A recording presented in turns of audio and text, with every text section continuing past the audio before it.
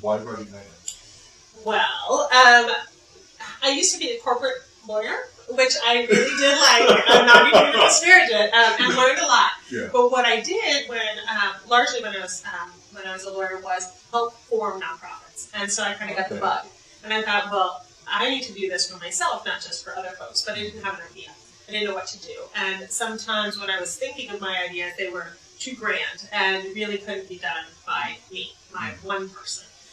And so after I had my first child, I struggled with the life-work balance and decided this was the time I wanted to do it, but I still didn't have my idea.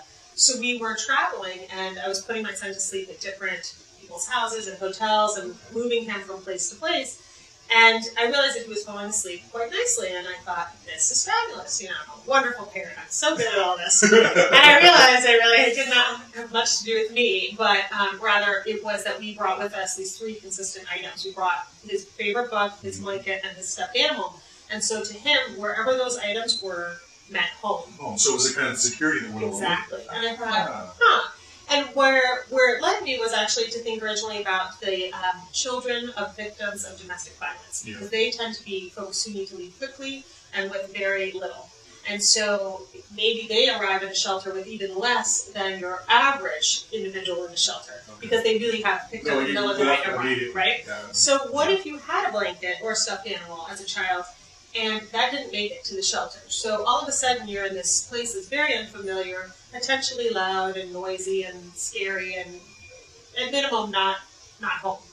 And you really have nothing to comfort you. And so I thought, well, maybe it's as simple as giving these children in homeless shelters what most American kids grow up with. And that's how the three components. I just thought, what is important to my child? What would I grab in an emergency? Those are the things I would grab. Most important.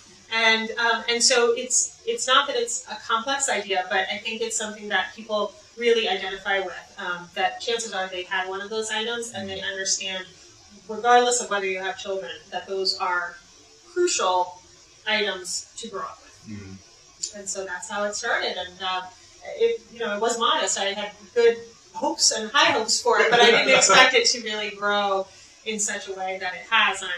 I'm thrilled that people like the program and embrace it and really get it, because I hoped they did. I hope people felt the same way that I did, but I wasn't sure, and it sounds now like to you. It kind of has. Yeah. And like, I was thinking about the objects, right? And I think you're right. It comes from your children specifically. It's what they hear about. That's like, okay, you've got something for education, you got something for company, which includes like stuffed animal, and then you've got security. And we were talking about this. You always remember I do, my blanket. Yeah. Mine was pink. Well, that's not the blue one. It was the pink one that I cared about the most. But like, I can, to this day, I can picture it. Yeah. Oh, absolutely. I mean, my son's blanket is so tattered and worn, and it has. I mean, the satin binding is coming off and dangling. But what he's now done is, because he can now put his finger inside the satin binding, those are his wish pockets. And so for him, it's now taken on this even bigger importance, because now that it's fraying, it's all the more important. It's got this whole new meaning. Right. Which means if he loses it, I can never replicate it. That's right. So that's how the program started, and that's what we give to the shelters. And as you touched on with the educational component, we provide at least one book, but often upwards of 5 in each bag. If we have the inventory, we give them out.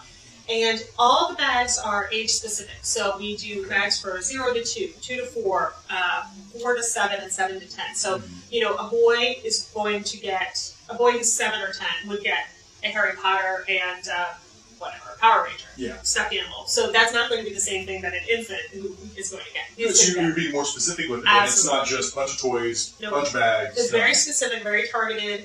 We call the shelters in advance, find out who's there. Sometimes they'll give us the names, sometimes they don't, depending on their privacy concerns. But they'll generally give us the genders and the ages, and we build those bags specifically for those kids. And so we try and we really try and help them, because as you move from shelter to shelter, you can't attend school on a regular basis. And so you need a book to provide the vocabulary words, to provide the reading skills that, we all take for granted because we grew up in households with books. But basically, low-income and homeless families do not have books in the household. It's just something they don't have. And so we do provide that service. And so we take it, a step further. We provide the educational component, but then we really want to give them something to feel safe and cozy with, and a reason to sit down and read.